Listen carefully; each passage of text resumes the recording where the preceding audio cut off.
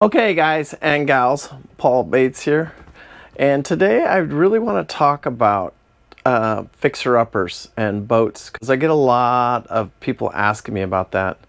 This is a 1988 Bayliner 3818, and this particular boat is not a fixer-upper. If you want a fixer-upper, like this is a good example of a boat because you can usually find these boats anywhere from I would say 15,000 on up to where this one's at. The last one we just sold, was Jerry's boat. He had a 1996 version of this boat right here, and it sold for $120,000. But that boat was in absolutely perfect condition, and it had a bow thruster. This one is in almost perfect condition, and as far as running, and a 30-year-old boat. And do you really want to go down in that engine compartment? Do you really want to start changing out this pump and doing this and doing that? Because if you think you're going to save any money, and it's a prime example of what I went through on Loop Princess. I thought I was getting this great bargain. I thought I was, I thought it was all good. You know what I'm saying? But in the end, I got to tell you guys, I ended up spending a lot of time and a lot of money. If you put my time into Loop Princess, the boat should have sold for $120,000. And was it worth it? In the end, no. I would tell you it's not. And I should have stayed away from it. If I had that to do all over again, I did gain some knowledge. I did gain some experience. But the boat itself, I lost $20,000 on it. Because you think you're getting a bargain, you think you're, buying a boat at a little bit less money, but in the end, it got me. And to get it to where I wanted it, and I felt comfortable of going to do the loop, I ended up sticking, an ungodly amount of money into it. But my big problem too is if you guys watch all the videos and go all the way back, it was the bottom. That cost me a lot of money. I thought we were just going to pull it out and roll some paint on the bottom and it was all good, but that's not what happened. If I had to do that all over again, that's what I probably should have done.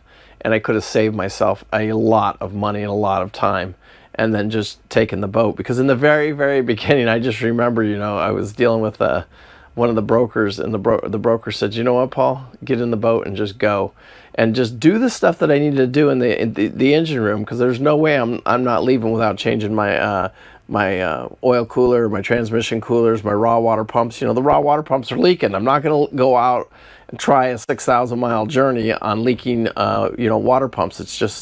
That's insane."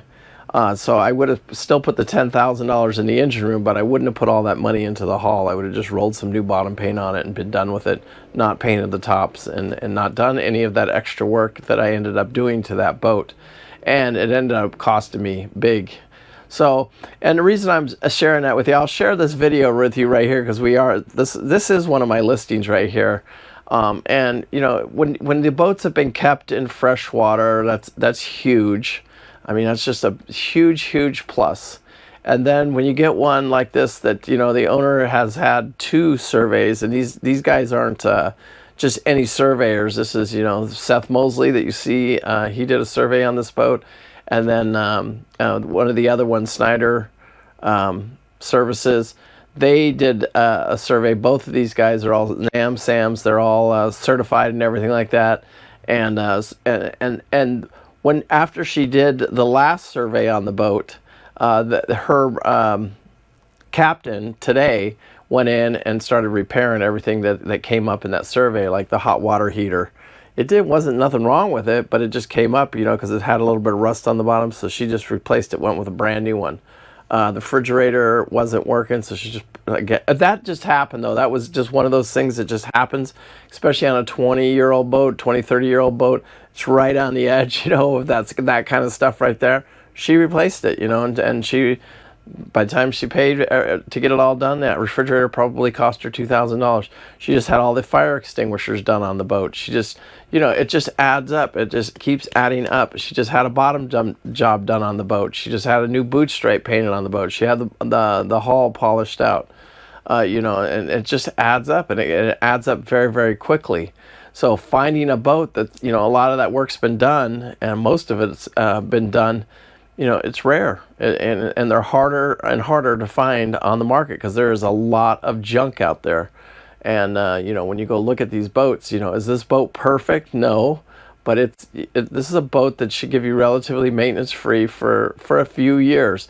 It's going to need to come back out of the water in 3 years. And the people that buy these boats, to think, it's about 10% of the value of the boat. So if this is let's just say a $60,000 boat, about $6,000 a year. And so that counts your bottom, paying the guy to come out and keep your bottom cleaned off, paying your waxing guy to come out here and wax it, paying, whatever. That's usually typically what you can expect to spend maintaining one of these trawlers.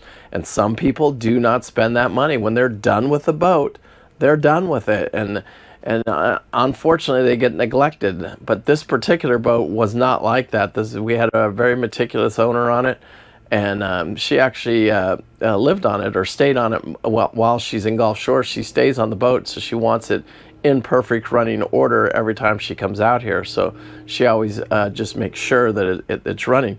But sometimes at the end of the life of these boats, when the owner is just kind of done with them, they run out of patience and time. And a lot of these boats out here, I would say half of the boats just sitting out at our marina here, they never move. You never see anybody come out to them.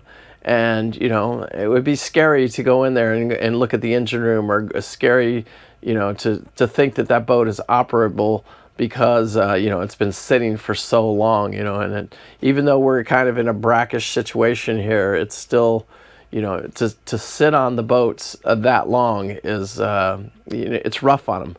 You need to get out. Like even my boat, I was talking with Bev today, we need to get out and just drive it. We need to go take it for a ride, just take it over to the wharf and back. And it just opens it up, it gets everything, all the waters and all the fluids flowing, gets any of the, just everything. It's so good for the boat. So once a month, you should drive your boat once a month if you own one of these boats, any boat. And I'm talking when they're in the water like this. So, and a lot of people don't do it. They really, really don't do it. And it needs to be done. So that's important that you find out, if that's been done or not, and how regularly they use the boat. Because you want a boat that somebody's been used and somebody's loved and somebody's maintained. What you don't want is one that's been sitting for 2 or 3 years. And I've seen it so many times. They get to the survey, you can't steer the boat because it doesn't have any hydraulic fluid in it. You can't.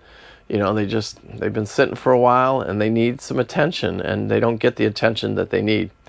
Anyway, you got any questions? Make sure you guys call me on this boat right here. It is listed for sale. It is a very nice boat. Super nice boat, actually. It's impressively nice, to tell you the truth. Anyway, make sure you give me a call, and I'm happy to show it to anybody at any time. And if you got any questions, reach out to me. I talk to people all over the U.S. basically, and it's fun. And last night I was with a couple till 10 o'clock last night showing them boats, because I take them around here and I show them all the boats that I have. And even though I don't particularly have them listed, I still have access to probably about 6 or 7 boats on here. And what's cool about it is that they're all different styles of boats, so that's very cool. Anyway, Paul Bates, peace out. Make sure you live life with no regret. I do. Thank you so much for watching. I do appreciate it. And please leave that comment down below. Share it with your friends. And let's get this channel going. Thanks. Bye.